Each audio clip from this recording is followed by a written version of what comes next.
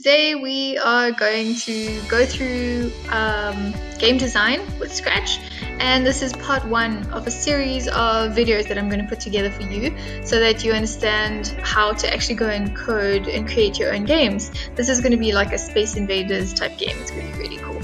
Okay, so we're going to build this game with Scratch. So the first thing you do is launch your browser, whatever that is. Could be Internet Explorer or Google or whatever, Firefox, and you just type in Scratch, S-C-R-A-T-C-H, and this first link up here, click on that one, and it brings you to a page that looks like this. Now you can either start creating here, or you can go and you can click on Join Scratch here, okay?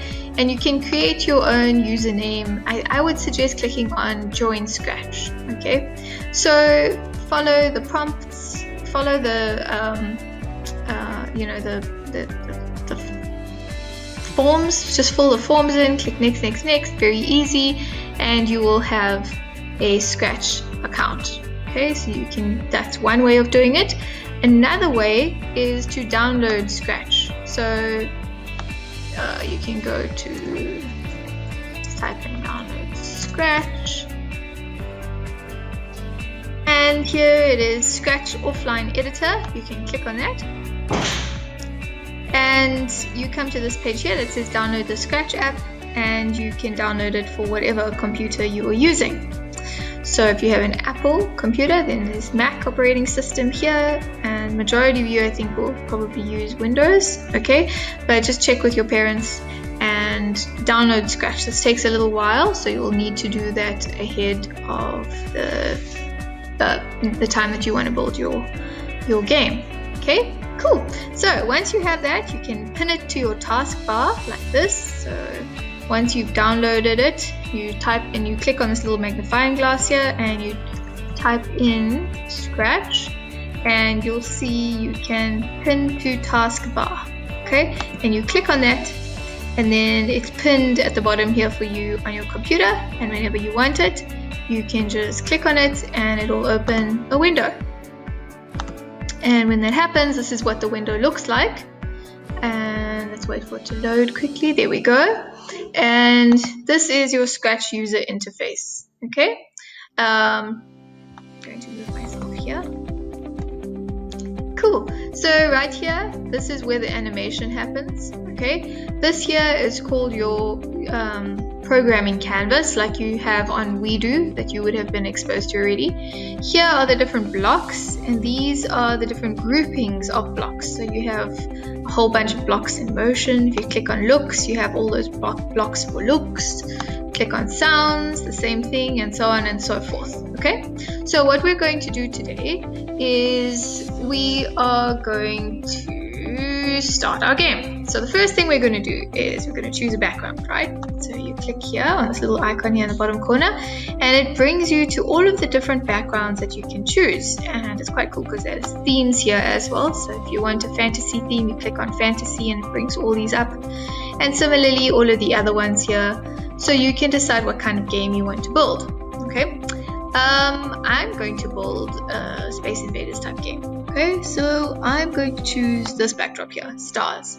Okay, and although this cat is cute, I don't really want him, so I'm going to click on this one here, trash can, get rid of him, and I'm going to get a couple more sprites. These are called sprites, characters. Okay, so what you're going to do now is you're going to choose 2 sprites and 1 object. Okay, so a good guy, a bad guy, and an object.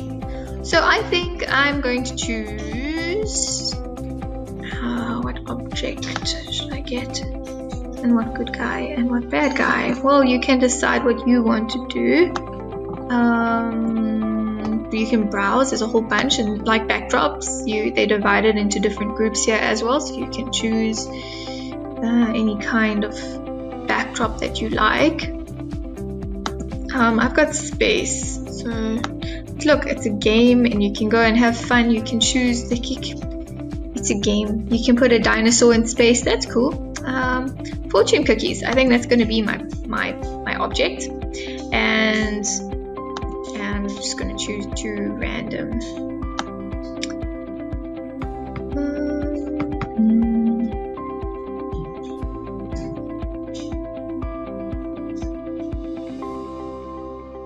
We need something that looks bad. Everything looks so cute. Maybe this robot. This can be the baddie. And we want the good guy as well. Or maybe that's the good guy. The robot chucks fortune cookies at the...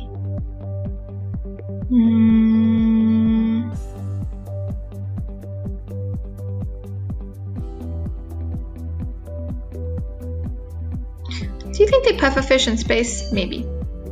So let's click on the pufferfish. Okay, so there we go. The robot chucks fortune cookies at the pufferfish. Okay. And what we're going to do first is I want to reduce the size of everything here because everything's too big. So I'm going to click on the object over here and we're going to change the size. So the pufferfish I'm going to reduce to maybe size 60 instead of 100, so it's a bit smaller. The cookies are also a little bit too large, maybe 50. And our robot, let's make him 70. You guys can mess around with the sizes here and decide what suits you best. Okay? Maybe that's still a bit too big. Okay, there we go. Nah, that looks too small. Okay. So what we're going to start off with right now is programming the robot to be able to pivot. That means turn right and left. And how we're going to do that is we are going to start off with this block here called when the flag is clicked. We just drag it onto our programming canvas. These are all drag and drop type mechanisms. If you don't want something, you just click on it. Type blocks. Click on it and you can delete it. Okay. So here we go. And you can do that with each of your sprites. So they all need a start button when the flag is clicked. So you can go ahead and do that with all three right now. And we want it to tip. So when it comes to programming and game design, it's very important that you understand the mathematics behind it.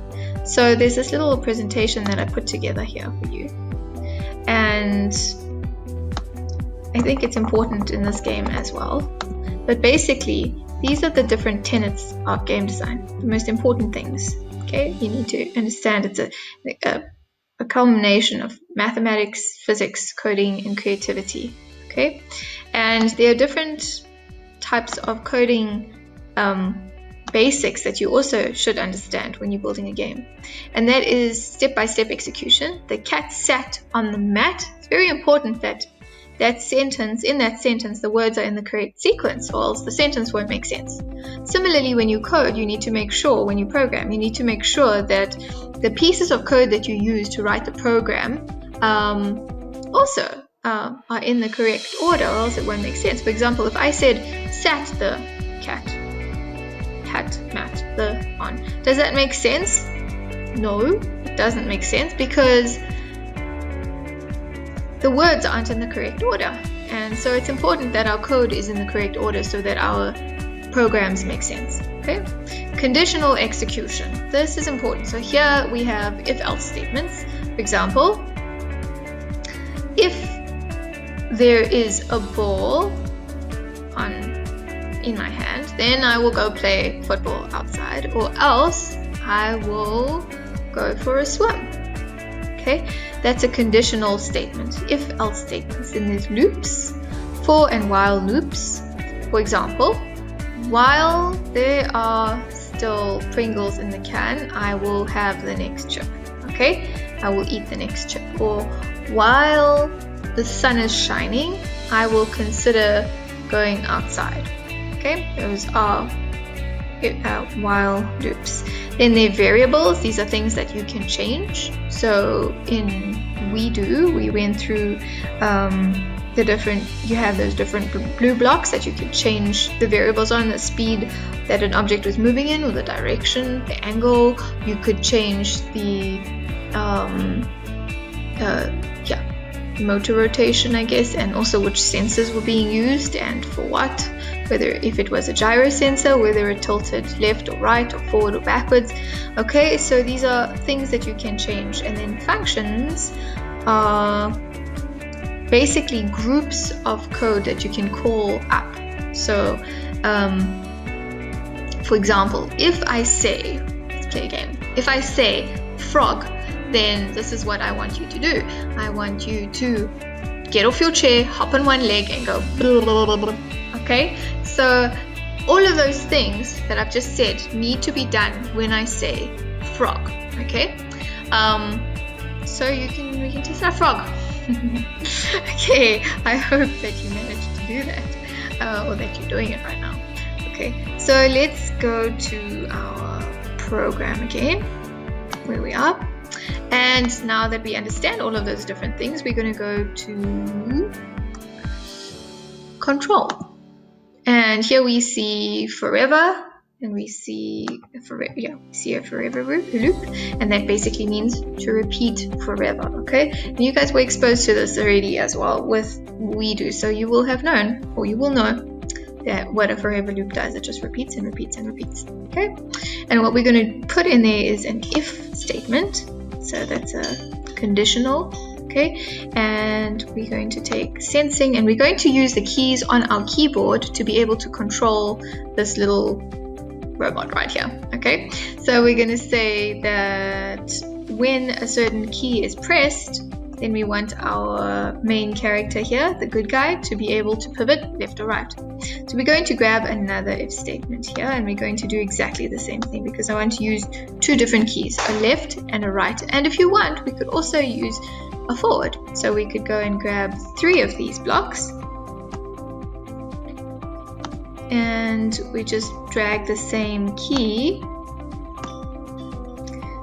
over here and put that in there into the diamond. Okay, and the buttons I'm going to use are the right arrow, the left arrow, and up.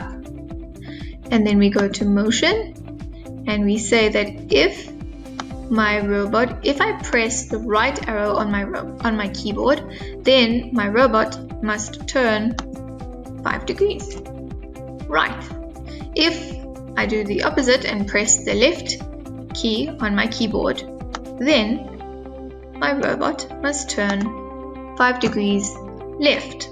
Okay, and if I press the up arrow on my keyboard, then my robot should move 5 steps. And it would be good to know that 5 steps means 5 steps in this direction on the x-axis, forward, meaning this way. Okay guys, so I just wanted to explain to you what the Cartesian plane is about. And basically it's an x-axis which goes from left to right, and a y-axis that goes up and down. So you have like that, and the x is on this side and the y is over here, and that's basically what this is. And on these axes, the numbers on this side are all positive, and the numbers on going up are all plus, and the numbers going down on the y-axis are negative, and the numbers going to the right on the x-axis are all negative. Okay, or sorry, the left of the x-axis are negative. So the right is plus, up is plus, left is minus, and down is minus. And this plane here, this is your y-axis, and this here is your x-axis. Okay, so like chop, suey, chop, suey. Chop is left and right, and suey is up and down. Why? Okay, so your x, just remember, it's positive on the right and negative on the left, and your y-axis is positive at the top and negative at the bottom. And this is how you write it. You always write x before y, and in mathematics, if you've done it at school already, then you will know this already. But if you haven't, then well, you've learned something new. Here we go.